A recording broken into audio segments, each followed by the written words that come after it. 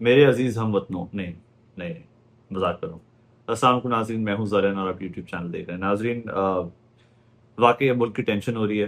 अब पहले हम सुनते थे शहजाद रॉय साहब के गानों में कि पाकिस्तान जो है वो एक नाजुक मोड़ से गुजर रहा है, और उस वक्त हम बच्चे थे, मजाक उड़ाते थे कि ये क्या नाजुक मोड़ है। लेकिन अब लगता है कि वाकई मुल्क एक बहुत नाजुक मोड़ से गुजर रहा है। अब वाकई थोड़ी सी टेंशन हो रही है अपने मुल्क के लिए, मैं बताता हूँ क्यों। अगर आप देखें तो अ, आज़ाद कश्मीर को हमने आज़ाद नहीं रहने दिया, उनके साथ जो हमने तबाही फेरी है, सबको इधर उधर सर्टिफिकेट बांटे हैं कि ये गद्दार है, वो गद्दार है। कभी जॉइंट अवामी एक्शन कमेटी को कह दिया कल अदम है। अ, तो ये सारी चीज़ें हमने कश्मीरियों के साथ की। फिर गिलगित बल्तिस्तान में इलेक्शन चोरी किया, और ऐसा इलेक्शन चोरी किया जो किसी से ढका छुपा नहीं है। सबको पता है उस इलेक्शन में क्या हुआ, किस तरह इलेक्शन हुआ। मेरे ख्याल से तो उसको इलेक्शन कहना भी इलेक्शन की जो है वो बेइज्जती है। तो इलेक्शन तो नहीं हुआ था वो। फिर बलूचिस्तान में जो जुल्म हो रहा है, जबर हो रहा है, सालों से हो रहा है, जबरी गुमशुदगियाँ जो है वो एज़ यूजुअल आपको पता है पीक पे हैं। और बलूचिस्तान में मादनियात पे जो डाका डाला जाता है, सालों से जो चीज़ें हो रही हैं बलूचिस्तान में, वो सबके सामने हैं। तो बलूचिस्तान को भी हमने बिल्कुल ही अलग कर दिया है। बाकी रहता है सिंध और पंजाब। सिंध में आपको पता है पीपल्स पार्टी का जो स्टांस रहा है, वो शुरू से मफाद का है, ज़ाती मफाद का है। जब तक उनको वहाँ पे हुकूमत बनाने को मिलती है सिंध में, तब तक पीपल्स पार्टी भी खुश रहती है। तो सिंधियों का भी हक उन्होंने मैं कहता हूँ टू अ लार्ज एक्सटेंट उनको नहीं दिया, सिंधियों का हक जो देना चाहिए था। बाकी रहता है पंजाब, पंजाब से हुकूमत बनती है। तो पाकिस्तान का अनफॉर्चुनेटली हमने वो हाल किया अपने प्यारे मुल्क का कि अब दुख होता है देख के। और यही दुआ रहती है हमेशा कि हमारे मुल्क के हालात बेहतर हों, और जो भी या तो मुल्क के अंदर से या मुल्क के बाहर से हमारे मुल्क पे ख़राब नज़र डालता है, गंदी नज़र डालता है, तो हम दुआ करते हैं कि उनके लिए और मुश्किलात हों आगे जाके, उसको अल्लाह निस्त नाबूद करे। फिर कुछ मेरे सामने खबरें थीं, डेवलपमेंट्स थी, वो ये थी कि कराची में आपने देखा एक यंग डॉक्टर जिसका नाम बताया जा रहा है डॉक्टर आकाश कुमार, उनको गोली मार के कत्ल कर दिया गया, 3 तलवार के करीब। उनसे बेसिकली फ़ोन चोरी करने आए थे, जो भी कराची में आपको पता है, जो रहता है कराची में उसको पता है कि फ़ोन चोरियाँ बहुत होती हैं वहाँ पे, डकैतियाँ होती हैं। आपकी गाड़ी में आप सिग्नल पे खड़े में हो, कोई डकैत आता है, बंदूक रखता है आपके शीशे पे गाड़ी के, और आपसे चोरी कर लेता है। उनके साथ भी यही हुआ, मेरे साथ भी बहुत हुआ है। जो मेरे वीलॉग्स देखते हैं कराची से, उन बेचारों के साथ अनफॉर्चुनेटली यही हुआ होगा। तो डॉक्टर आकाश कुमार जो है, उनके पास 25 लाख रुपए थे। कुछ डकैत आए, 4 लोग बताया जा रहा है आए, 2 मोटरसाइकिलों पे। उनसे फ़ोन भी चोरी किया, फिर उनसे जो ये रकम है ये भी चोरी की। फिर मिक्स रिपोर्ट्स हैं, कुछ कह रहे हैं कि उन्होंने रेजिस्ट किया, कुछ कह रहे हैं उन्होंने रेजिस्ट नहीं किया। जो भी कहानी है, खैर फिर उनको कत्ल कर दिया गया, गोली मार दी गई 3 तलवार पे। फिर बड़ा प्रोटेस्ट चला उनके घर वालों की तरफ से, लवाकिन उनकी तरफ से, कि हमें इंसाफ दिया जाए। फिर आपको पता है कराची में जो है वो कैमरास लगाए गए हैं, जिसमें अगर आप सीट बेल्ट ना पहने तो आपके घर पे चालान आता है। अगर आप लेन चेंज करें बगैर इंडिकेटर दिए, या लेन में ना चलाएं, तो आपके घर पे चलान आ जाता है। ये बड़े नोटोरियस किस्म के इन्होंने लगाए हैं कैमरे। लेन है नहीं तो आप कहाँ चेंज करेंगे लेन, तो वो लेन आप थोड़ी सी भी गाड़ी इधर उधर करें तो घर पे चलाना आ जाता है। सिग्नल जो हैं वो मिक्स सिग्नल देते हैं आपको।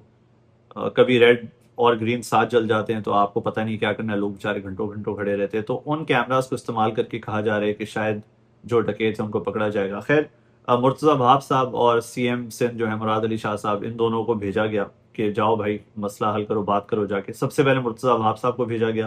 वो तो मुझे रिमाइंड कराते हैं उस मंदिर की घंटी की, जिनको आते जाते बंदा बजाता जाता है, unfortunately with all due respect. तो वो आए, उन्होंने कहा कि जो भी इसमें जिम्मेदार हैं उनको कटहरे में लाया जाएगा। सीएम मुराद अली शाह साहब है, उन्होंने भी यही कहा कि जो भी इसमें जिम्मेदार हैं, डकैत हैं, उनको हम जियो फेंसिंग के थ्रू और जो भी इनकी चीज़ें हैं उनके थ्रू डिटेक्ट करके अरेस्ट करेंगे। मेरी इन सब सीएम साहब से, मेयर साहब से रिक्वेस्ट है कि आप पहले बेनज़ीर साहिबा के कातलों को पकड़ लें, फिर आप इन कातलों को पकड़िएगा। क्योंकि जब वही इन्वेस्टिगेशन इतनी बॉच्ड अप थी, इतनी ख़राब इन्वेस्टिगेशन थी, व्हाट मेक्स यू थिंक कि आप ये वाली इन्वेस्टिगेशन सही करेंगे? So it's heart breaking to say कि डॉक्टर आकाश कुमार के घर वालों को शायद जस्टिस ना मिले, शायद एहतसाब ना हो उन डकैतों का। दुआ है कि हो। Same old statement, same old script कि हम कमीशन बनाएंगे, कमेटी बनाएंगे, इंक्वायरी करेंगे। आपको भी पता है, मुझे भी पता है कि मेयर साहब तो कराची में जो बच्चे डूबते हैं गटरों में, उनको ही नहीं बचा पाते। तो इस मासूम डॉक्टर आकाश कुमार के जो डकैत होंगे, जो जिन्होंने इन पे गोली चलाई, उनको कहाँ से लोग कटहरे में लाएंगे? और अगर आप कराची की बात करें तो आपको पता है कि एक ग्लोबल लिवेबिलिटी इंडेक्स आता है, बेसिकली एक रिपोर्ट आती है जो बताती है कि जो भी ममालिक हैं उनमें जो शहर हैं, उनमें से कौन सा शहर सबसे ज़्यादा रहने के लायक है, और कौन सा शहर सबसे कम रहने के लायक है। तो कराची का नंबर 173 में से 170 आया। हमसे ऊपर 3 ही सिर्फ शहर हैं, उसके अलावा तो 170 पे कराची आता है। और इसमें बहुत से वो रीजंस देखते हैं कि उधर रोजगार कितना है, हेल्थ केयर कितना है, इंफ्रास्ट्रक्चर कितना है। तो 173 में से कराची 170 है, and rightly so. University road इनसे बन के नहीं दे रहा, लेकिन शाहरा भुट्टो बनानी है, इनको बनाई थी इन्होंने, और उसका इफ्तिताह कर करके सब बावले हो गए थे कि हमने बहुत बड़ी रोड बना दी है, लेकिन जो मेन आर्टरीज हैं शहर की वो बना नहीं सकते। तो Karachi is 170 out of 173 on the global liveability index. और इस शहर में लोग रहते नहीं हैं, इस शहर में लोग सर्वाइव करते हैं।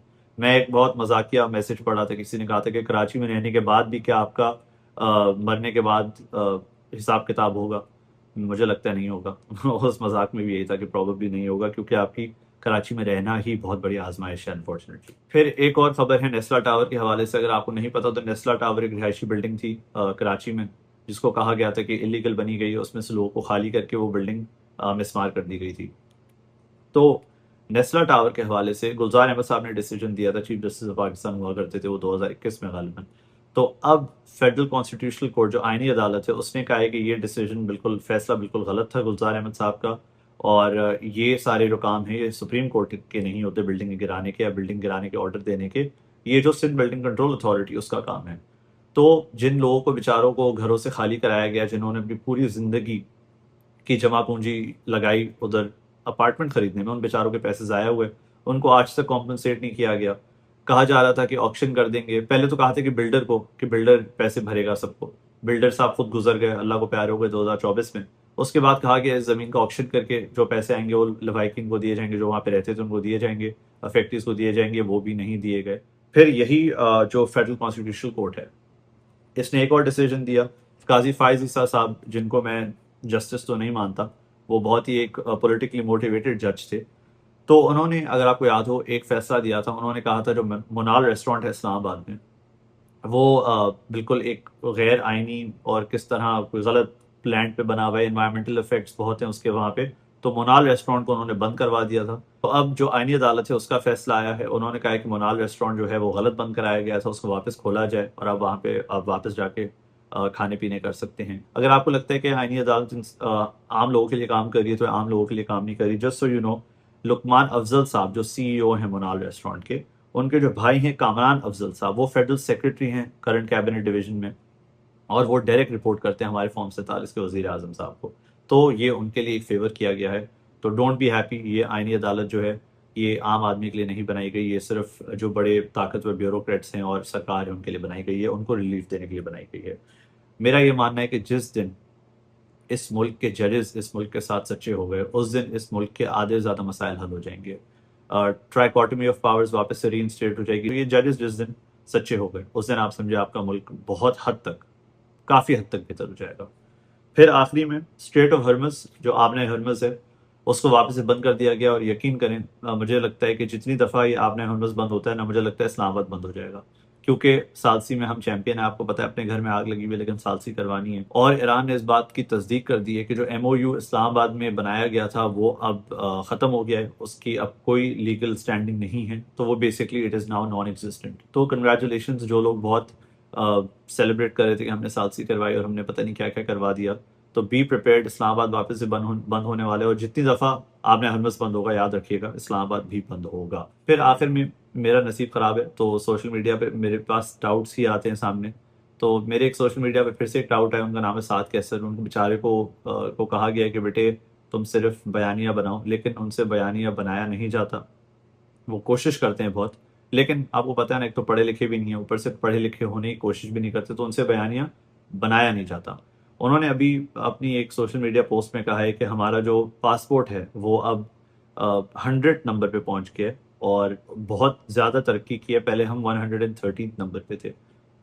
इन बेचारों को ये नहीं पता कि भाई अकल चाहिए होती है बयानियाँ बनाने के लिए। 113वें नंबर पे तो तब थे जब 116 टोटल थे।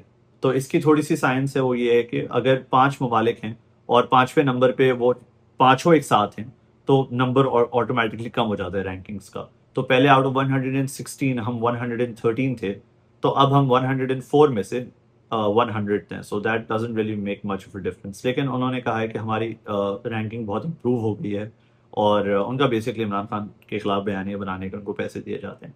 तो उनको मैं बताता चलूँ कि भाई अकल करो, पहले 116 में से 113 थे, अब 104 में से 100 हैं, तो कोई फ़र्क तो नहीं पड़ा कोई ख़ास, हम वहीं के वहीं हैं। लेकिन क्या कर सकता हूँ मैं, ऐसे ही हैं बेचारे। सबको पता है अब तो, लोग बड़े इन्फॉर्म्ड, लोगों को असलियत और सच्चाई सामने नज़र आ जाती है। और हाँ, जाते हुए ये नहीं भूलिएगा, कश्मीर में अभी भी जो है वो कॉन्स्टेंट प्रोटेस्ट चल रहे हैं, वहाँ पे लोग एहतजाज कर रहे हैं। सरकार बड़ी कोशिश कर रही है कि जॉइंट अवामी एक्शन कमेटी को हटाया जाए वहाँ से, और जो मुजाहिरीन हैं उनको हटाया जाए। 27 जुलाई को इलेक्शन है कश्मीर में, देखते हैं क्या होता है। बहुत इंटरेस्टिंग डेवलपमेंट्स होने वाली हैं, लेकिन मुझे लगता है ये सरकार वही करेगी जो हमेशा करती है, डंडे के ज़ोर पे इलेक्शन करवाएगी, और आपस में मिल बांट करेंगे, किसको कितनी सीटें चाहिए, अपनी सरकार बनाएंगे, बस खुश होकर बैठेंगे, मुल्क में जो है हालात ख़राब ही रहेंगे। खैर, that is all I had for you. अपना ख्याल रखिएगा, यही दुआ रहती है अपने मुल्क के हालात बेहतर हों, हम भी अच्छे दिन देखें। अगले व्लॉग में मुलाकात होगी, तब तक के लिए अल्लाह हाफ़िज़।